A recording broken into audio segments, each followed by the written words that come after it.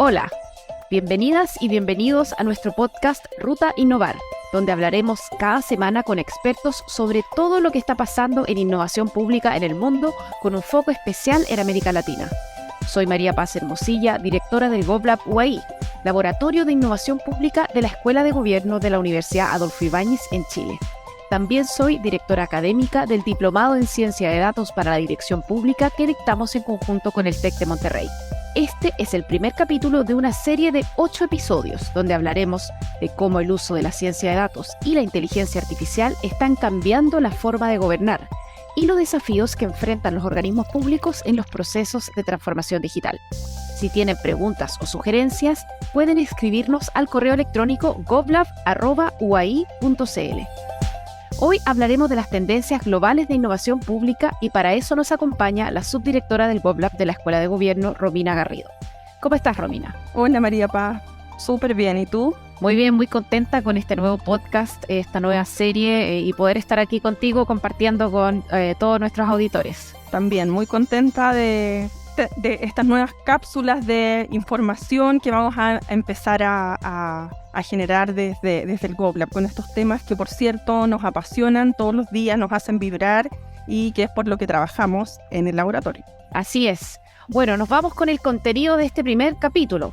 Les cuento que la Organización para la Cooperación y el Desarrollo Económicos, OCDE, publicó ahora durante las vacaciones del hemisferio sur a mediados de febrero su informe sobre las tendencias globales de innovación en gobierno para el 2023.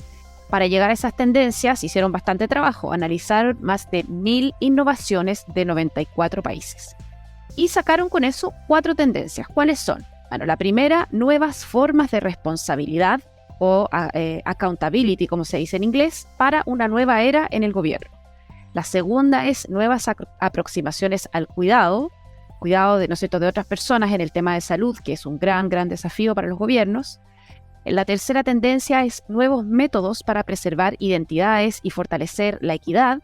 Y finalmente, nuevas maneras de hacer participar a las personas en las políticas públicas. Una de las cosas que me impresionó del informe es que todas las tendencias destacan casos donde se están usando la ciencia de datos y la inteligencia artificial para innovar en políticas públicas. Es como un tema transversal a estas 4 tendencias, siempre se encuentra un ejemplo. Uno de ellos me impresionó bastante, que fue uno en España, que se llama Proyecto Tucubi. Y esto significa, este proyecto busca ayudar a hacer seguimiento a pacientes con enfermedades crónicas. Es un sistema que tiene un bot de inteligencia artificial que se llama Lola, y lo que hace Lola es que hace llamados automatizados y conversa con las personas para conocer su estado de salud. Utiliza como tecnología el procesamiento del lenguaje natural y de esa manera habilita un monitoreo remoto para enfermeras y doctores.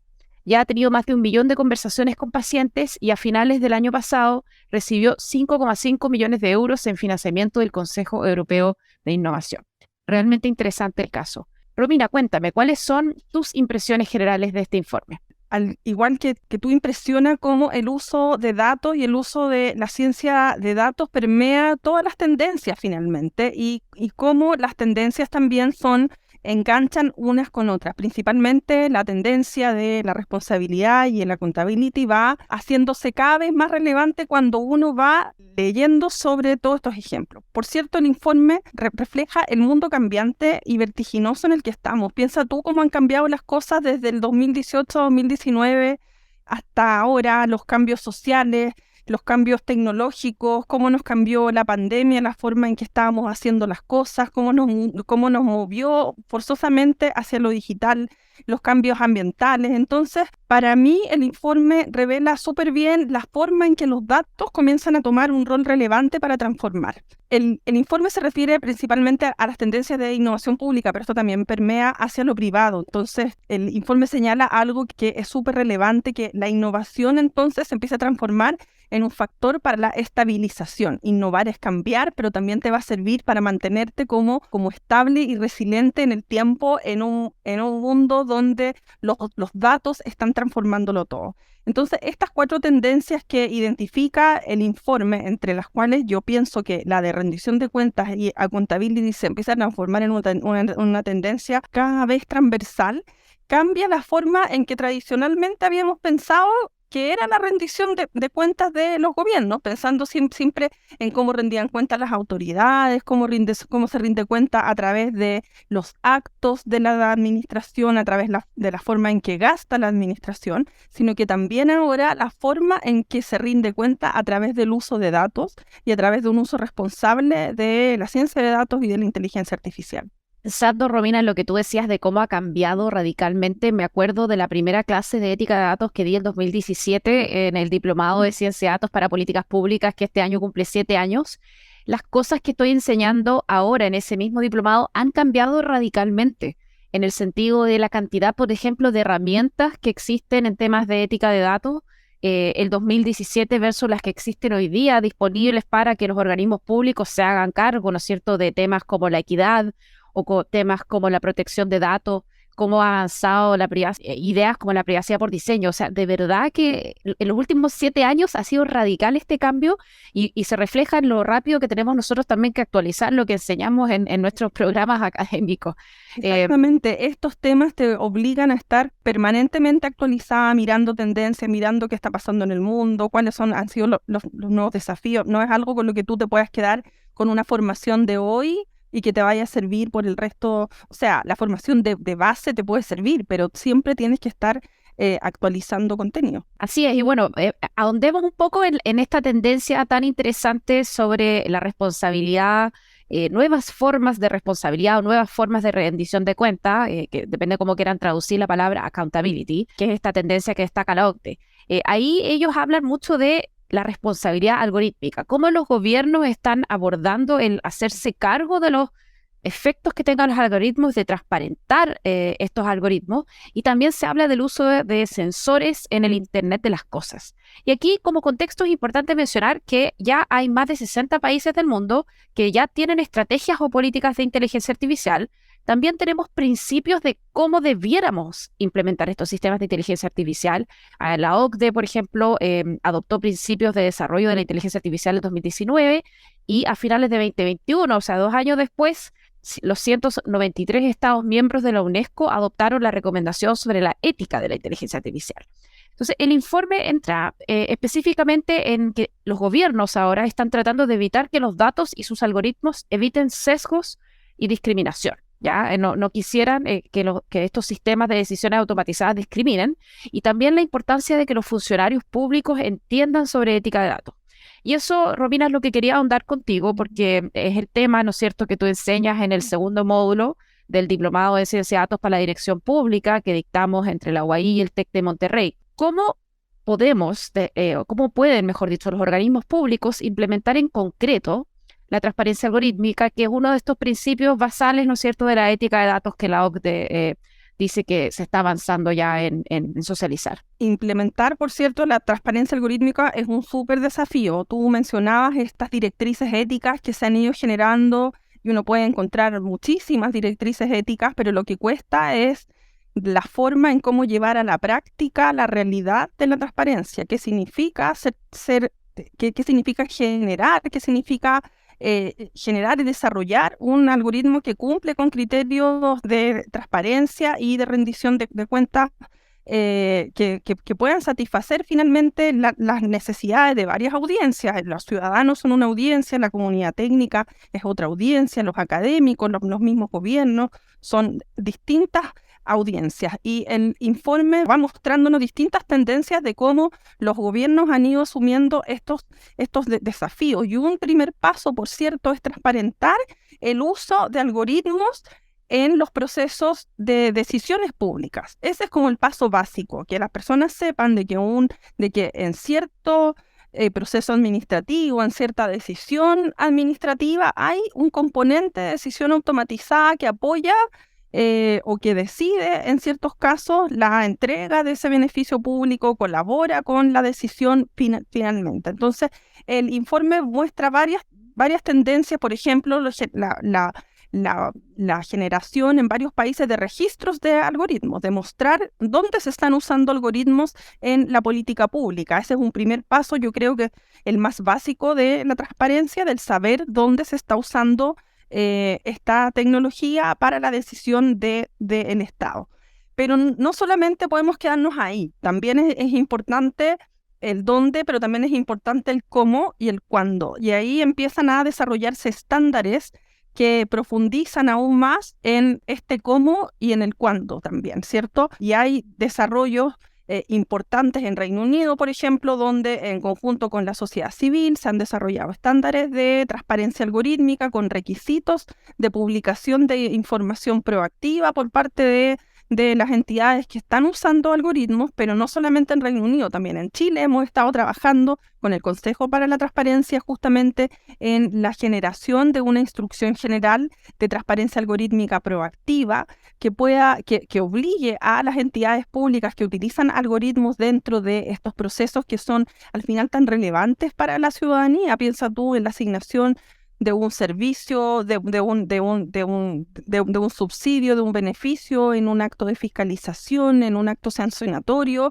cuando hay En la detección de enfermedades. en la detección de enfermedades, en la detección del fraude. Cuando hay un componente automatizado, las personas tienen que tener la garantía que ese componente automatizado se está usando de una manera responsable. Y la transparencia es un principio habilitador para eso. O sea, ser transparente no garantiza que el algoritmo es responsable finalmente. Y después Exactamente. podría venir un segundo paso de esta transparencia proactiva de explicaciones individuales, personas que se pudieran sentir afectadas por una decisión, cómo pueden reclamar, cómo pueden auditar y verificar ese uso de datos, y luego ya en sistemas más maduros pensar en auditorías algorítmicas como también un elemento que va como mezclando responsabilidad, transparencia, y que nos va a ayudar a verificar que los algoritmos se comporten y vivan de la manera que nosotros queremos y que cumplan objetivos para los cuales han sido desarrollados. Yo creo que ningún gobierno parte con una idea negativa respecto a la implementación de tecnología. Estos son los daños colaterales finalmente que también vienen en este informe,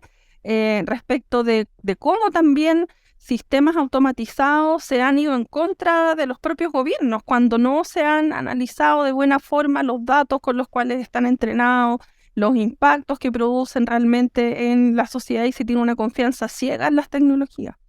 Bueno, de hecho, el informe de la OCDE menciona un caso emblemático, ¿no es cierto?, que es el holandés, que llevó a la caída del gobierno completo, a la renuncia del primer ministro y su gabinete, debido a que se había acusado falsamente de fraude en beneficios sociales a miles de personas, y personas que esto las llevó a una espiral, digamos, de que llegaron a perder sus casas, a separar familias, porque se les acusaba de que habían estafado al gobierno en beneficios sociales, y no era cierto. Entonces, realmente, para quienes nos escuchan y quizás están recién entrando en estos temas, los algoritmos ahora se usan en todo tipo de quehacer, se usan en temas de justicia penal, se usan en salud, se usan en el medio ambiente, se usan en Los servicios educación, sociales.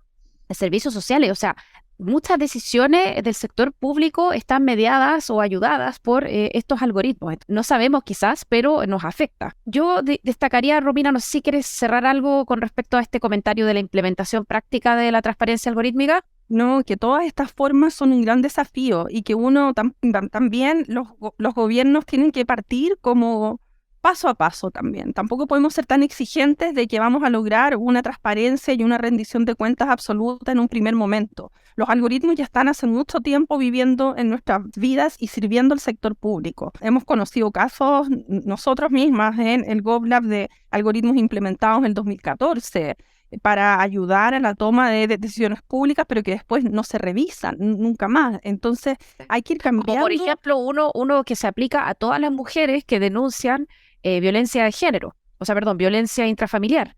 Se usa por muchos organismos públicos y no tenemos noción de que se ha revisado, y es un algoritmo. El año pasado hubo 80.000 denuncias de violencia intrafamiliar en Chile, o sea, en torno a las 80.000. Entonces, realmente es importante, como tú dices, ir, creo yo, paso a paso. Y bueno, y vamos paso a paso, porque el informe de la OCDE destaca a los británicos, el estándar de transparencia algorítmica británica, pero seamos concretos, ellos solamente tienen en este minuto 6 algoritmos transparentados en su página web. Solo 6 para todo un país tan grande como el Reino Unido. Entonces, esto es algo que está empezando.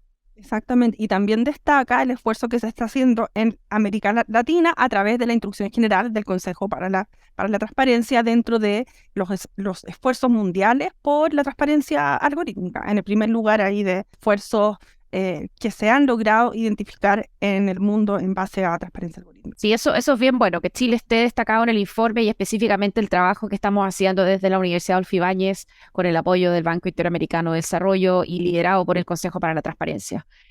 Hay algo, eso sí, que el informe dice, es que las iniciativas en este tema de la responsabilidad algorítmica son dispersas y les falta coherencia. Y obviamente eso limita su aprendizaje y su escalamiento. Entonces, el informe habla de que tenemos que impulsar iniciativas de colaboración internacional para que se puedan compartir estas experiencias y desarrollar estándares. A nosotros nos está pasando también eso cuando estamos tratando de articular el tema de la transparencia y la responsabilidad algorítmica.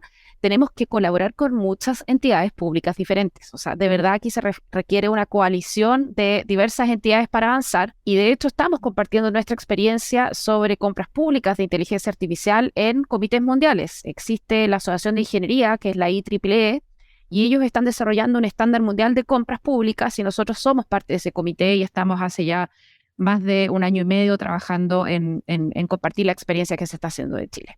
Bueno, muchos de los casos que hemos hablado son de Europa y el informe también está muy centrado, ¿no es cierto?, en buenas prácticas de países desarrollados, pero sí destacan un caso de América Latina que me gustaría comentar, que tiene que ver con la tendencia sobre nuevas aproximaciones al cuidado. Ya, el cuidado, entiéndase, cuando una persona tiene que cuidar de otra que tiene algún problema de salud. Y lo que estamos viendo es que los gobiernos están usando telemedicina, están tratando de integrar los sistemas de salud en torno a las necesidades de las personas, específicamente el tema de la salud mental que se vio bastante afectado. Entonces también hay varias iniciativas. Y una de las que nos interesa destacar, porque es de América Latina, es una que se llama Manzanas del Cuidado. Esta fue desarrollada en Colombia por la Secretaría de la Mujer de Bogotá. Esta iniciativa ya partió el 2020. Y el problema que aborda es que 30% de las mujeres que viven en Bogotá se dedican en tiempo completo, entre 7 a 10 horas, a cuidar de otras personas. Y lo hacen, por supuesto, sin remuneración y con un acceso limitado a servicios de bienestar y beneficios sociales.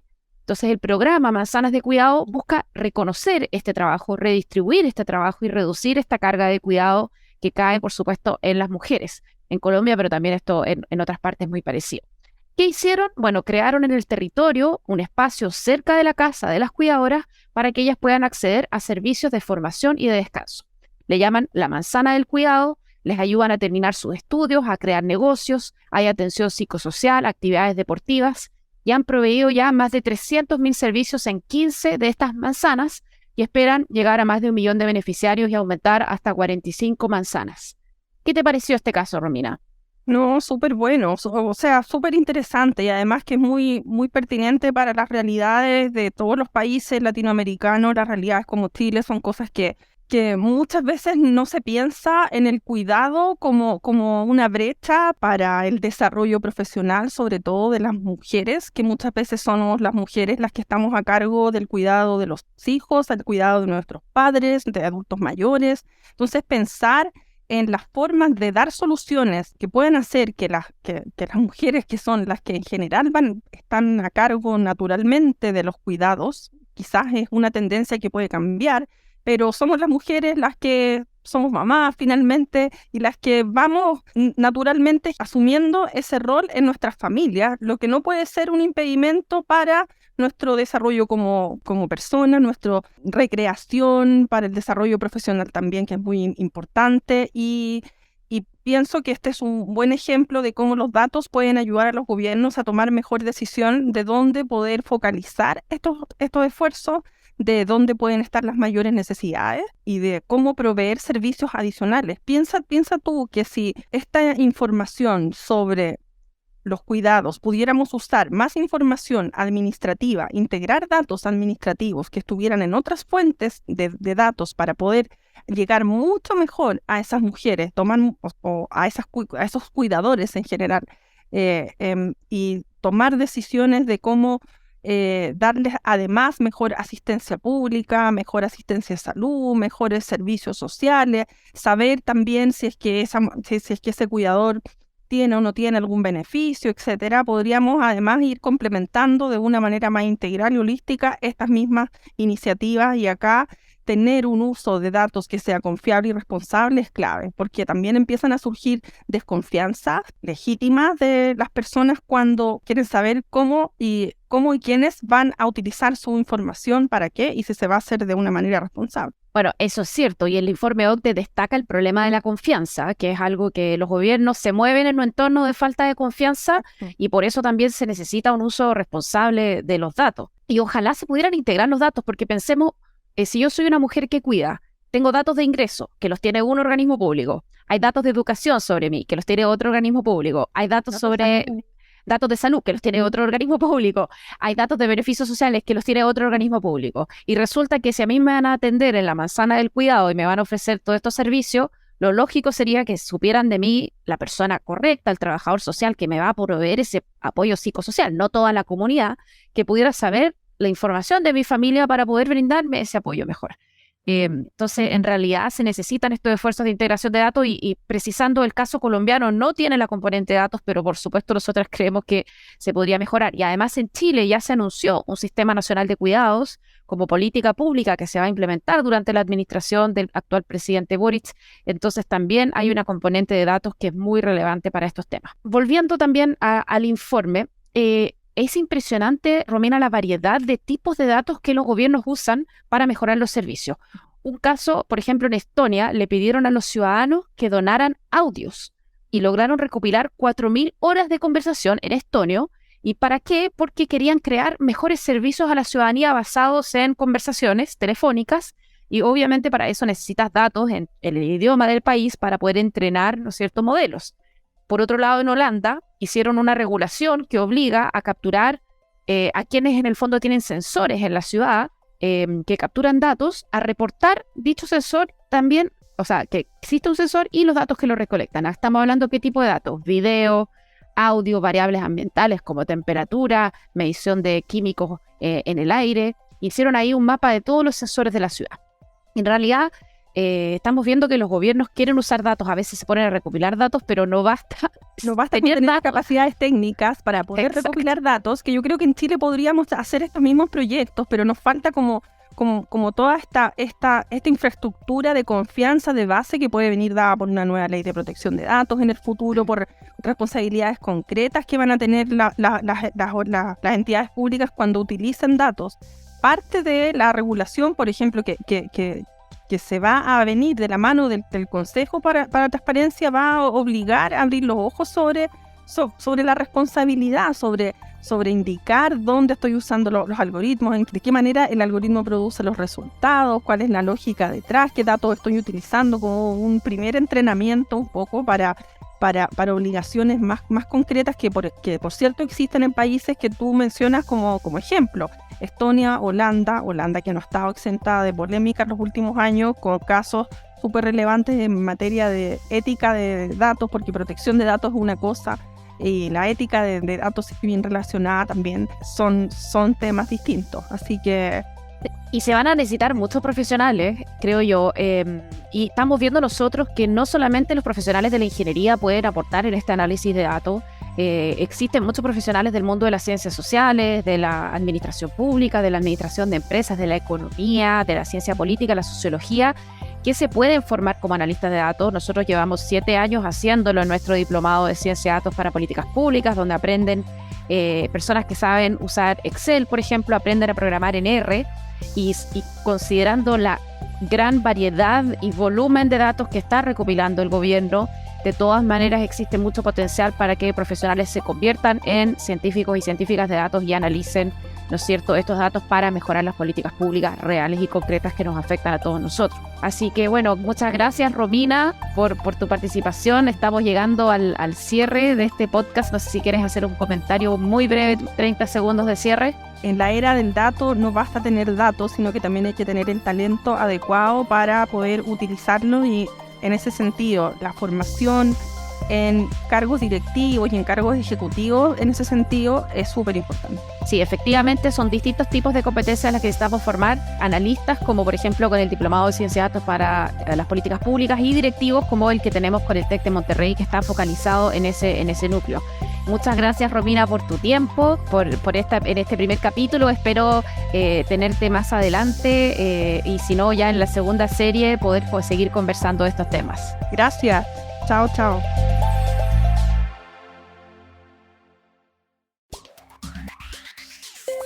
Ruta Innovar es un podcast del GovLab de la Escuela de Gobierno de la Universidad Adolfo Ibáñez. No dejes de escuchar nuestros próximos capítulos para enterarte más sobre innovación pública. Si tienes dudas o comentarios, escríbenos a través de nuestras redes sociales o a nuestro correo govlab@uai.cl. Muchas gracias.